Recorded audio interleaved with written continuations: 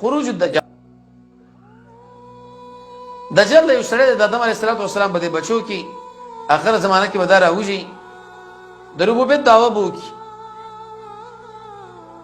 او راوځي به د مشرق د خراسان په علاقه کې بیا په دې اسم کې ګرځي هېڅ یو ښار به نه ورځي مګر نه پیدا کېږي دا به ورداخلېږي سوا د مسجد د بیت المقدس نه تور نه مکې او مدینې نه طاقت بل لري چې هلته ورشي ځکه حدیث کې راځي ملایکه هلته ولاړ دي. کله به دا راوځي اوږد حدیث هغه حضرت عبدالله بن عمر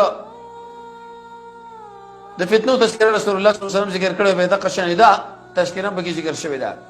دې دجال فتنه دا ډېره خطرناکه دومره فتنه ده چې هر پیغمبر راغلی خپل امت یې تېرولی دی. وجه دا چې د سره ډېر عجیب ناشنا کارونه رب العالمین امتحانان پیدا کړي. جنت به ورسره پیدا شي، اور به ورسره پیدا شي، نیرونه به ورسره اسمان له به امر وکړي شي باران راووروه، ځمکې له به امر وکړي چې را وټوکوه، خزانې به ورسره وي. په لږ وخت کې به ډېره ځمکه را لاندې کړي او څلوېښت ورځې دا پر ځمکې پاتې کېږي چې یو ورځ په شان د کال وي، بله ورځ په شان د میاشتې، درېیمه په شان د جمعې او څلورم په شان د عامو ورځو. هېڅوک به یې نه قتلوي مګر عیسی علیه السلام د لط د علاقې سره باب لط چې دا فلسطین کې علاقه ده چې اوس هم یهود په هغې ځای کې مقام لیکلي دي مکان تاریخي. خو یو کار دی چې کله باران وکړي دغه شان سړی ووژني او ژوندی کړي دوباره بیا دا نشي کولی. دجال مسله بیا ټولو علماء په مستقل کتابونه لیکلي دي. جناب نبی کریم علیه السلام دې باندې صفات ذکر کړي دي چې په دې کیفیت باندې دی، په دې مکتوب بین عینیه د سترګو په مابین کې لیکلي دي کافر هر مسلمان بالولي. د عباده بن ثابت اوږد روایت دی. رسول الله صلی الله علیه وسلم فرمایي چې مسیح دجال سړی دی وړوکی او اعور دی، دا سترګې داسې لکه د انګور د دانې غوندې راوتې ده خړه. که چېرته په تاسو باندې ګډوډي راغله چې باران کوي دا کوي دا کوي تاسو ګوره پوه شئ په دې خبره باندې چې ستاسو رب اعور نه دی، ړوند نه دی. کوم ځای کې به راوځي؟ د شام او د عراق پر مابین کې. د نواس بن سمعان نه هغه روایت دی وی رسول الله صلی الله علیه وسلم د دجال تذکره وکړله او وی ویلې انه خارج دا راوتون کې دی بین الشام والعراق کی طرف او چه طرف به د منډې به هغه ځایونه چې دجال هغې له ورداخلېږي ده مکه مکرمه د مدینه منوره ده. په روایت د انس بن مالک یا مسجد حرام لا، مسجد مدینې لا، مسجد تور لا، مسجد اقصی لا. مخکې مونږ وایو چې ملایک په مقام کې ورته ولاړي.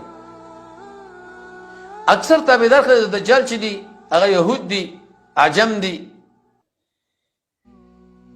تر دې پورې محمد رسول الله صلی الله علیه وسلم فرمایي د اصفهان نه به سره اویا زره کسان ملګري روان شي چې تېر وختونو کې تقریبا 40 زره شاوخوا لا رسېدلي د ملګري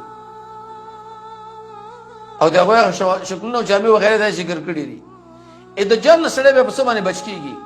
نو یو خدا چې سړی په رب العالمین باندې قوي ایمان ولري او دغه شان استعاذه نه شي اعوذ بالله من فتنه دجال. زه په نړۍ سم په رب العالمین باندې دجال د فتنې نه منځ کې دا دعا غواړه ټیک ټک کوه د غزانه خاص کر سوره کهف د ولني آیتونه الولا.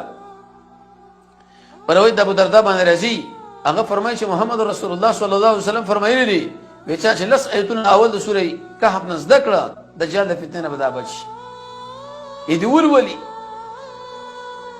د عیسی علیه السلام کته کېدل دا به کې بله علامه ده.